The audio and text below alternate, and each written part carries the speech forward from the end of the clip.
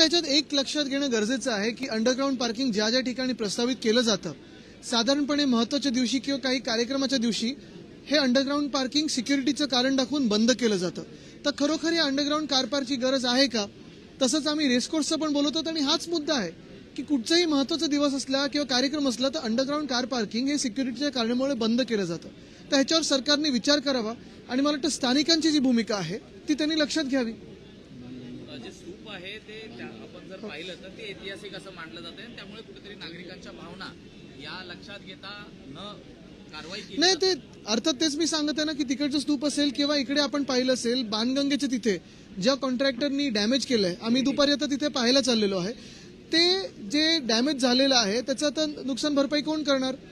कितीतरी वर्ष, शेकडो वर्ष ह्या काही गोष्टी आपल्या आहेत ते हेरिटेज म्हणून आपण जपत आलेलो आहोत, धार्मिक स्थळं आहेत आणि ह्या कॉन्ट्रॅक्टरवर कारवाई व्हायला पाहिजे. आणि माझी माहिती अशी आहे की ह्याच कॉन्ट्रॅक्टरनी अंबरनाथ देखील इथे काम केलेलं आहे आणि महाबळेश्वरमध्ये कोणाचा तरी बंगला देखील बनवण्याचं काम हाती घेतलेलं आहे. नागपूरचे पालकमंत्री या सगळ्या संदर्भात काही सजग नाही आहेत का? ज्या पद्धतीने अनेक मला वाटतं सरकारच कुठे आपण जागा आहे का हे पाहायला मिळतंय. आत्ता आम्ही वरळी इथे जी आरे डेअरीची जिथे सगळे रहिवासी आहेत, जे कामगार तिथे राहत असतात, तिथे जाऊन आलो. कालकडे एक मोठी बिल्डिंग तिथे आपण पाहिला, मोठा बॅल्कनी कोसळलेली आहे.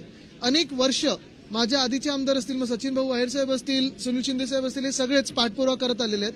आमचं सरकार असताना थोडी डागडुजी तिथे आम्ही करण्याचा प्रयत्न केला आणि नंतर एकंदर तिथून ते रहिवाशांना हलवण्याची ही भूमिका होती.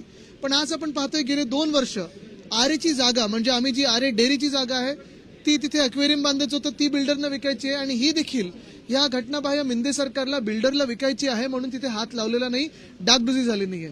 तिकडचे स्थानिक जे आधीचे नगरसेवक होते, जे घटनाबाह्य गद्दार आहेत, ते देखील त्यांनी यावेळी काही कामं तिथे केली नाहीत. महत्वाची गोष्ट हीच आहे, आज तिथे 90 परिवार राहतात. मी स्वतः जाऊन भेट देऊन आलेलो आहे.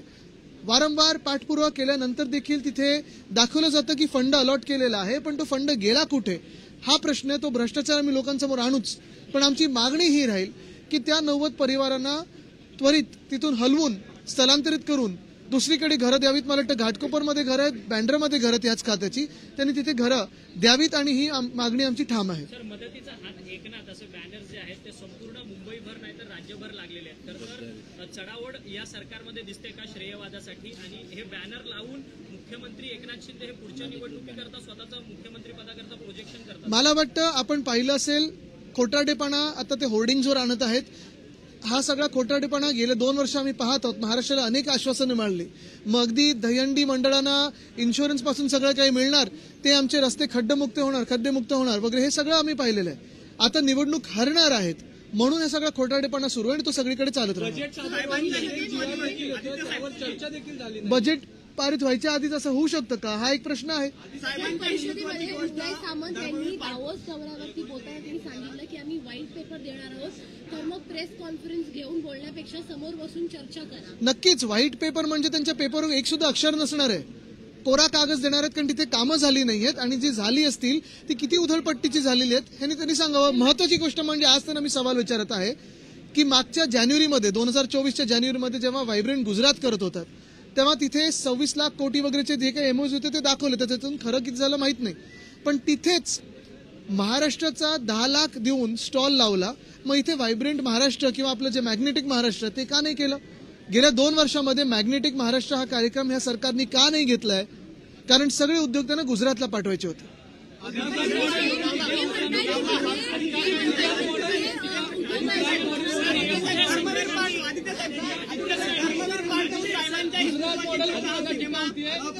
नक्कीच त्या हिंदुत्वामध्ये राम मंदिरात गलती कशी झाली हे देखील दाखवावं.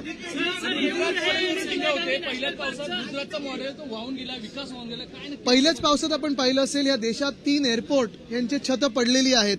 पहिल्याच पावसात नॅशनल हायवे, जे आतापर्यंत आम्हाला कौतुक करून सांगितलं जायचं की ते खातं खूप चांगलं चालतं, एकदम सुरळीत चालणारं खातं आहे, नॅशनल हायवे मुंबई गोवा असेल, मुंबई अहमदाबाद असेल, या दोन्ही याच्यावर भयानक खड्डे पडलेले आहेत. दहिसरच्या अलीकडे पलीकडे पण टोल आपण भरतो, पण आपण पाहिलं असेल परिस्थिती एकदम बेकार आहे.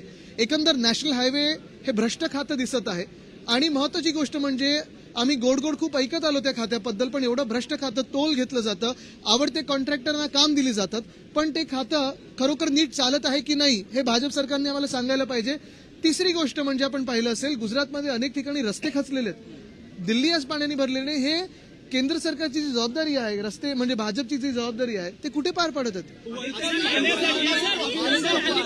एक एक एक एक घेऊया. येऊर हे संजय गांधी नॅशनल पार्कच्या अरे तुम्ही धक्का नका देऊ त्यांना. आतमधला भाग आहे. खरं तर इको सेन्सिटिव्ह तो संपूर्ण भाग आहे, परंतु तिथे रेव पार्टीज आणि अनेक अनधिकृत पब्स आणि बार्स आहेत. तिथे काढा कोणी कोणी पब्स बार्स दिलेले आहेत, काढा कोणाचे बंगले आहेत आणि त्या सगळ्या बंगल्यांवर कारवाई करा.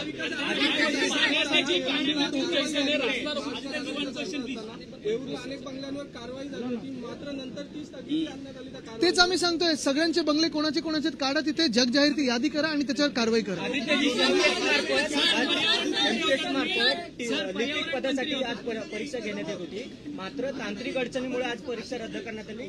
आता विद्यार्थी आहेत ते त्यांच्या परीक्षा आजच घेण्यावर ठाम आहेत.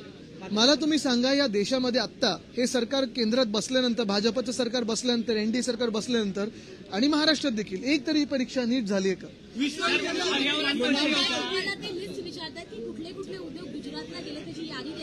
मंत्री ते आहेत आणि त्यांचे काय उद्योग चालतात हे त्यांनी जगाला सांगावे.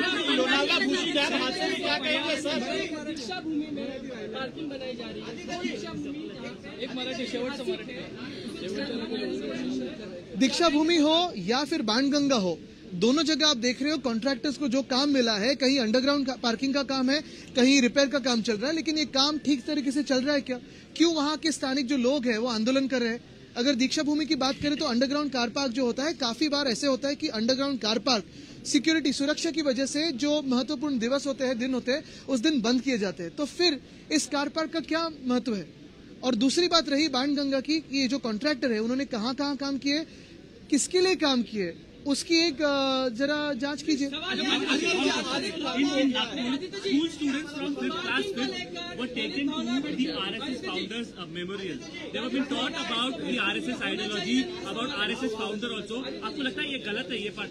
मुझे लगता है कि पॉलिटिकल अवेयरनेस हर एक की पार्टी का होना चाहिए, और जो भी पॉलिटिक्स में आते हैं, whoever comes into politics, school students in civics should be taken to all offices, not just one. Every office you can take them to.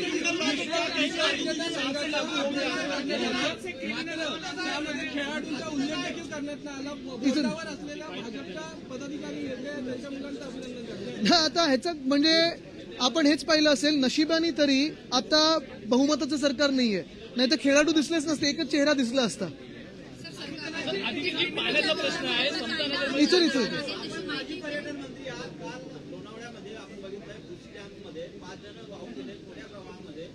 एकंदरीतच कायदा सुव्यवस्था किंवा नियोजनाची कमी आहे असं मला वाटतं हा पर्यटनाचा विषय नाही, हा कायदा सुव्यवस्थेचा विषय आहे.